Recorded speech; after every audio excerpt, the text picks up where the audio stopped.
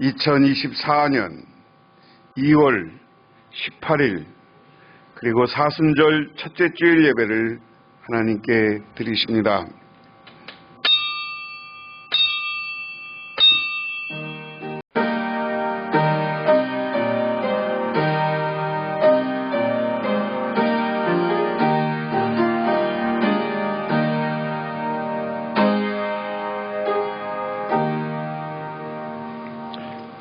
여호와여, 나를 반기시는 때에 내가 주께 기도하오니 하나님이여, 많은 인자와 구원의 진리를 내게 응답하소서.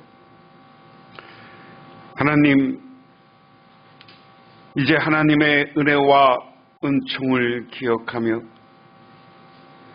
오늘 하루하루를 살아갑니다. 그런데 저희들이 살아가는 삶의 현장에서는 때로는 어려움과 고난이 다가옵니다. 그러기에 우리는 주님을 향해 나와 기도하며 간구하며 오늘 예배 드립니다. 하나님, 오늘 이 예배를 받아주시고 우리를 축복하옵소서. 우리들에게 하늘나라의 은혜와 은총을 내려 주시옵소서. 그로 인하여서 우리의 삶이 주 안에서 복되고 아름답고 행복한 삶이 되어지게 하옵소서. 오늘도 이 예배 시간에 주님께서 임재하여 주시고 성령을 보내주셔서 우리들에게 감동이 있고 은혜 받는 귀한 시간이 되게 하옵소서. 예수님 이름 받들어 기도드리옵나이다. 아멘. 하나님의 말씀 봅니다. 하나님의 말씀, 구약성경 말씀은 여호수아 4장 19절에서 24절, 구약성경 325쪽입니다. 첫째 달 10일에 백성이 요단에서 올라와 여리고 동쪽 경계 길갈에 진침해 여호수아가 요단에서 가져온 그 12돌을 길갈에 세우고 이스라엘 자손들에게 말하여 이르되, 후일에 너희 자손들이 그들의 아버지에게 묻기를 이 돌들은 무슨 뜻이니까 하거든 너희는 너희 자손들에게 알게 하여 이르기를 이스라엘이 마른 땅을 밟고 이 요단을 건넜음이라. 너희 하나님 여호와께서 요단물을 너희 앞에 마르게 하사 너희를 건너게 하신 것이 너희 하나님 여호와께서 우리 앞에 홍해를 말리시고 우리를 건너게 하심과 같았나니, 이는 땅의 모든 백성에게 여호와의 손이 강하신 것을 알게 하며 너희가 너희 하나님 여호와를 항상 경외하게 하려 하심이라 하라. 아멘. 신약성경 말씀은 요한복음 12장 1절에서 8절, 신약성경 167쪽입니다. 6월절 엿새 전에 예수께서 베다니에 이르시니, 이곳은 예수께서 죽은 자 가운데 살리신 나사로가 있는 곳이라. 거기서 예수를 위하여 잔치할세 마르다는 일을 하고 나사로는 예수와 함께 앉은 자 중에 있더라. 마리아는 지극히 비싼 향유 곧 순전한 한나드 한 근을 가져다가 예수의 발에 붓고 자기의 머리털로 그의 발을 닦으니 향유 냄새가 집에 가득하더라. 제자 중에 하나로서 예수를 잡아줄 가룟 유다가 말하되, 이 향유를 어찌하여 300데나리온에 팔아 가난한 자들에게 주지 아니하였느냐 하니, 이렇게 말함은 가난한 자들을 생각함이 아니요 그는 도둑이라 돈깨를 맞고 거기에 넣은 것을 훔쳐가미러라. 예수께서 이르시되, 그를 가만히 두어 나의 장례할 날을 위하여 그것을 간직하게 하라. 가난한 자들은 항상 너희와 함께 있거니와 나는 항상 있지 아니하리라 하시니라. 아멘. 두 사람이 사막을 걸어가고 있었습니다. 여행 중에 서로 문제가 생겨서 말다툼을 하다가 옆에 사람이 기분 나쁘니까 뺨을 후려쳤어요. 그러니까 뺨을 맞은 친구가 기분 나빴는지 아무 말도 안 하고 몰에다가 오늘 가장 친구가 내 뺨을 때렸다 이렇게 썼습니다. 그 모래에다 했으니까 사막이니까 그냥 계속 거기다 써놓고 걸어간 거죠. 그리고 그 다음 오아시스가 나오고 쉴 수 있는 곳이 나올 때까지 아무 말도 하지 않고 걸었습니다. 그리고 오아시스에 도착한 두 친구는 그곳에서 목욕을 하기로 하고 목욕탕에 들어가려고 했어요. 그런데 뺨을 맞았던 사람이 목욕을 하러 들어가다가 늪에 빠져서 허우적거리고 있었습니다. 그래서 뺨을 때린 친구가 그를 구해 주었습니다. 늪에서 나온 친구는 이번에는 돌에 이렇게 새겼습니다. 오늘 가장 친한 친구가 내 생명을 구해 주었다. 친구가 의아해서 물었습니다.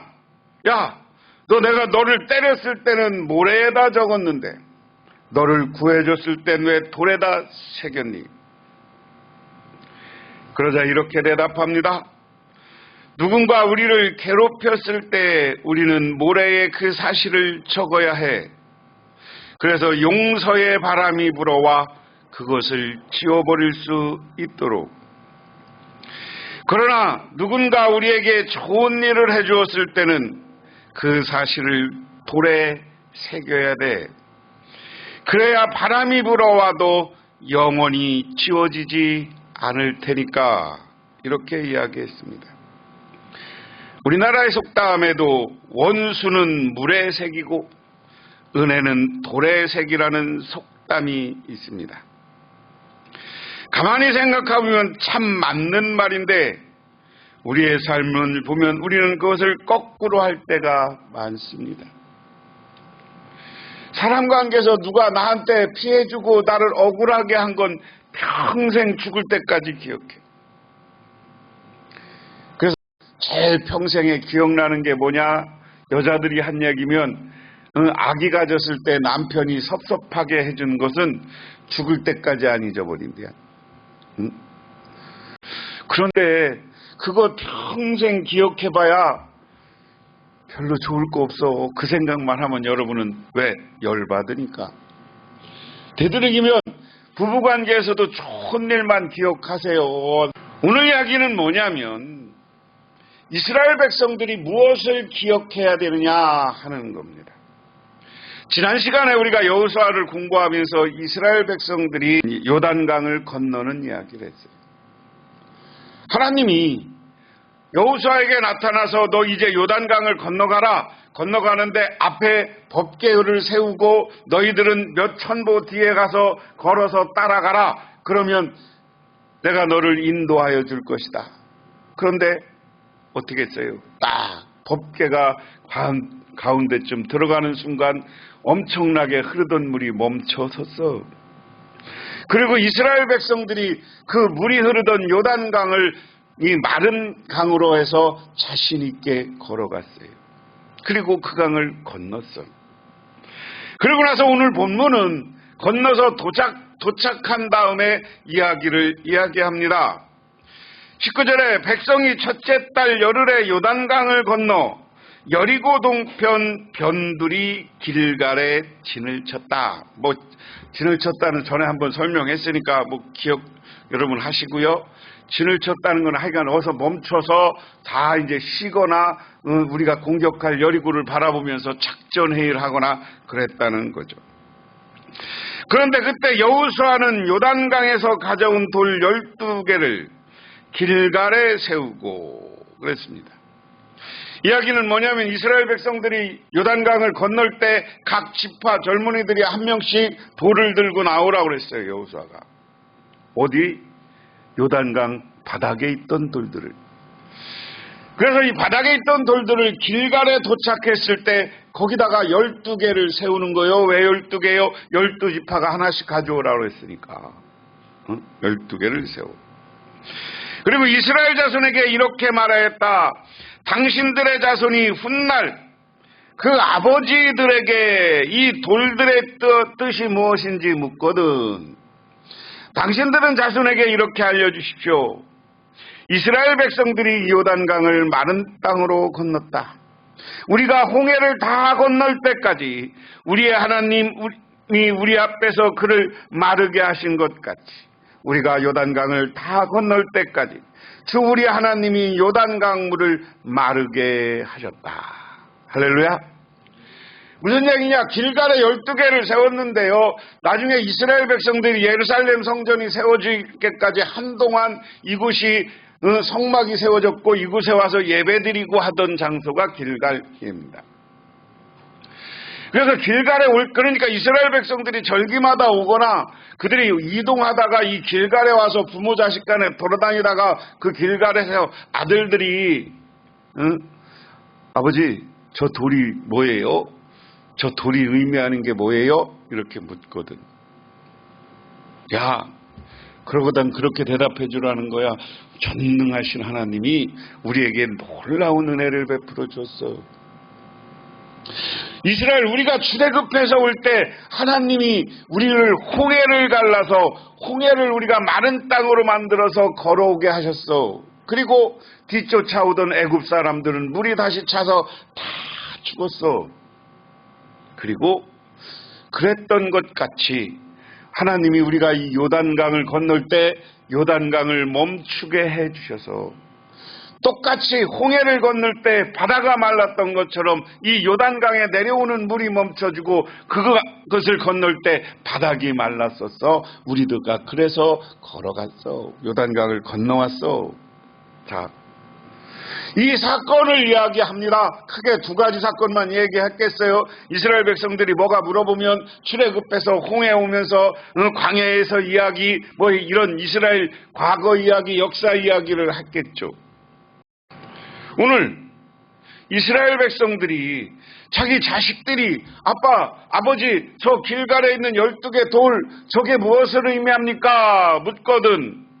사실 홍해를 건넌 것과 이 요단강을 건넌 것 그 사이에는 엄청난 사건들이 있었어요. 그렇잖아요. 하나님이 만나를 떨어뜨리고 메추라기를 떨어서 우리가 배고플 때 먹게 했고 반석에서 물을 갈라주셨고 저 마라에서 쓴 물을 단물로 바꿔주셨고 그리고 아론과 훌이 모세의 손을 들고 있어서 전쟁에서 승리했어. 자기들 역사를 이야기해 주는 거예요. 그런데 그 역사를 이야기해주는 것에 숨겨진 건 뭐예요? 하나님의 놀라운 능력과 하나님의 놀라운 은혜가 그 안에 있는 거야. 야, 이거 그냥 한 거 아니야. 우리 하나님이 우리에게 얼마나 놀라운 은혜를 베풀었는지 몰라. 그래서 우리는 오늘 말씀 제목을 내가 이 놀라운 은혜를 기억하라는 거예요. 기억하고 기념하라는 거예요. 저는 뭐 기념하고 돌을 보면서 기념하는 이야기보다 나는 오늘 기억하라는 말이 더 여러분에게 와닿는 이야기예요. 우리 교회도요, 지금 100년의 역사를 흘렀지만 100년의 역사 속에 뭐가 중요한 겁니까? 이름이 중요한 게 아니요. 우리 교회의 역사는 이 역사 속에 우리 교회 속에서 교회를 일구어온 믿음의 선조들의 이야기, 그리고 더 중요한 건 뭔지 아세요?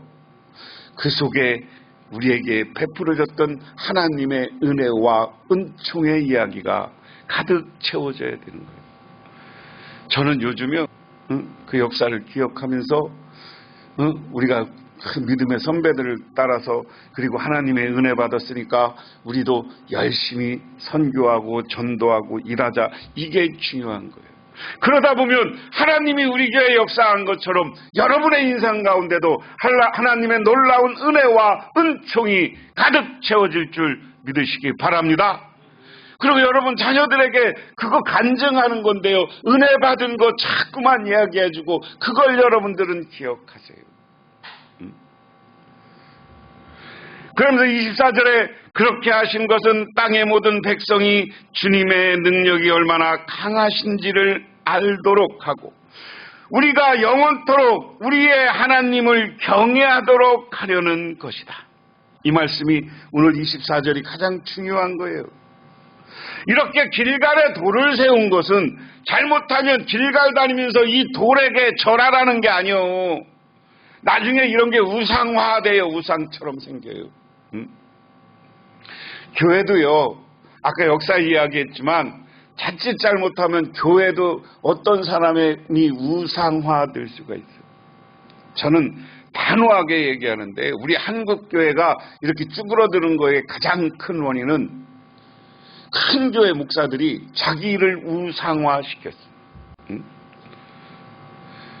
그래서 그 사람들이 목회를 잘한 건 좋아. 그런데 사라질 때는 조용히 이게 하나님의 은혜라고 고백하고 사라져야 되는데, 내가 어떻게 개척했는데, 사람의 역사, 사람이 한 일을 내세우면 무너지게 돼 있어요. 우리는 사람을 기억하면 안 되는 거야. 그렇게 한국교회가 부흥하고 한 것 속에 이것은 하나님의 역사다. 하나님의 놀라운 은혜다. 이렇게 하면서 하나님이 하신 일이라는 고백이 있어야 되는데 이 고백이 없고 하나님 자리에 우리가 가니까 안 되는 거예요. 제가 이 말씀을 왜 드리냐면 여러분에게도 똑같은 거예요. 우리 교회가 100년 역사를 했어도 여러분이 수고하고 한 건 하나님이 다 하늘에서 면류관으로 채워주실 거예요. 믿으십니까? 그렇지만 여러분 가족과 선조, 믿음의 선조들이 한 건 이미 하나님이 주시는 하늘의 상급이 있다니까. 살아가면서 아까 말씀드렸지만 안 좋았던 것, 이런 것은 기억하지 말고 좋은 것을 기억하고 하나님이 우리들에게 베풀어준 은혜를 기억하시기를 주님의 이름으로 축원합니다. 오늘 얼마 전까지만 해도 세계에서 가장 높았던 빌딩은 엠파이어 스테이트 빌딩입니다. 그게 102층입니다. 뉴욕에 있는 게. 근데 요즘은 150층짜리도 있고 그러니까 세계에서 제일 높진 않지만 한동안 그랬어요. 그것은 자신들에게 개척 정신과 감사 정신을 심어준 102명의 선조들을 기리기 위해서 102층으로 한 거라는 거예요. 그것은 뭐냐면 이스라엘 백성, 이 1920년에 메이플라워를 타고 청교도들이 그해 겨울 굶주림과 질병, 인디안들의 습격으로 44명만 살아남았습니다. 지속된 흉년에도 낙심하지 않던 그들에게는 3년째 되던 해 풍년이 찾아왔습니다. 그런데 추수를 앞두고 벌레들이 수없이 나타나 곡식을 갉아먹기 시작합니다. 아무리 벌레를 잡아도 소용없었습니다. 그들은 한자리에 모여 손에 손을 잡고 울면서 기도했습니다. 그러면서 밤새 회개했습니다. 하나님, 신앙의 자유를 찾아 이곳에 왔지만 하나님의 은혜를 기억하지 않고 살았던 저희를 용서해 주십시오. 다음날 놀라운 기적이 일어납니다. 참새떼가 나타나서 하늘을 덮듯이 새까맣게 날아와 벌레들을 모조리 잡아먹기 시작했습니다. 그들은 하나같이 일칩니다. 우리는 하나님을 믿노라. 우리는 하나님의 은혜를 기억하노라. 그 일로 해서 그들은 하나님께 드리는 감사가 부족했음을 깨닫고, 그리고 그들은 선조부터 지냈던 추수감사 예배가 부족했음을 깨닫고 추수감사 예배를 풍성하게 드렸습니다. 이로부터 울면서 씨 뿌리는 자는 기쁨으로 단을 거두리라는 추수의 원리와 하나님의 은혜에 대한 감사의 정신이 후손들에게 계속 이어졌다. 그래서 그렇게 뜨겁게 기도했던 102명을 기념해서 엠파이어 빌딩을 102층으로 했다. 여러분, 여기에서 중요한 건 우리가 하나님의 은혜를 기억하고 그 은혜에 감사할 줄 알아야 된다. 오늘 이스라엘 백성들이 길갈에 요단강에서 가져온 돌 12개를 세우면서 그들은 뭐를 기억하냐? 지들이 잘나서 이긴 게 아니라 하나님이 출애굽해서 여기까지 이끌어오신 하나님의 은혜. 그것을 생각할 때마다 너무나 감사한 거예요. 너무나 하나님께 영광 돌리는 거예요. 그래서 우리 교회도, 저도, 여러분들도 인생을 살아오면서 내가 여기 있게 해준, 환난과 고통과 여러 가지 어려움은 있지만 오늘 이렇게 하나님이 이곳에 있게 해준 것이 하나님의 은혜다라는 믿음을 가지고 감사할 줄 아는 여러분이 되시기를 주님의 이름으로 축원합니다. 요한복음 이야기는 우리가 너무나 잘 아는 이야기죠. 예수님이 이제 저 갈릴리에서 활동을 마치시고 죽음 직전에 어디로 오는 거예요? 예루살렘에 왔어요. 그런데 예루살렘의 다른 성경은 공간복음서라고 해서 갈릴리 지역에서 예수님이 활동하시다가 딱 들어온 거야. 어디로? 예루살렘으로 와서 바로 돌아가셨는데 오늘 요한복음은 예수님이 왔다 갔다 해요. 그래서 3년간. 그래서 예루살렘의 절기 때마다 올릴 때마다 예수님이 베다니에 머물렀어. 그런데 그곳은 어디냐? 1절에 보면 6월의 열세 전에 예수께서 베다니에 가셨다. 그곳은 예수께서 죽은 사람 가운데 살리신 나사로가 사는 곳이다. 자, 나사로를 살린 이야기가 나옵니다. 오늘 12장인데요. 11장에서 요한복음에 나사로를 살린 이야기가 있어요. 다 죽었다고 하고 무덤에다 가뒀는데 거기 그 동생들이요. 마리아와 마르다예요. 거기서 했음에도 불구하고 예수님이 무덤 열고 나사로라 나와라. 그러니까 나왔어. 그때부터 예수님은 예루살렘에 일이 있어 올 때마다 이 집에서 머무른 거예요. 여러분 생각해 보세요. 나사로가 죽었다 살았는데 그렇게 자기를 살려주신 분이 예수님인데 그리고 그 하나님인데 그럴 때마다 예수가 그 예루살렘 올 때마다 자기 집에 오면 잘 잔치를 하겠어요? 안 하겠어요? 안 해지. 그러니까 그 다음에 보면 거기서 예수를 위하여 잔치를 베풀었는데 마르다는 시중을 들었고 나사로 식탁에서 예수와 함께 음식을 먹고 있는 가운데 끼어 있었다. 마르다는 시중 들면서 예수님하고 자기 오빠하고 밥 먹는데 그 식탁에서 있는 거야. 응? 그런데 그때 마리아가 매우 값진 순나드 향유 한 근을 가져다가 예수님의 발에 붓자 자기 머리털로 그 발을 닦았다. 온 집에 향유 냄새가 가득했다. 이 한나대의 향유는 우리가 다른 데는 300데나리온이라고 표현했어요. 300데나리온이면 1데나리온이 이스라엘 백성들이 하루 품값이라고 그랬어요. 그래서 이거 300데나리온은 우리가 쉬는 날 빼면 1년치 월급이야. 1년 연봉. 1년 연봉이 향유야.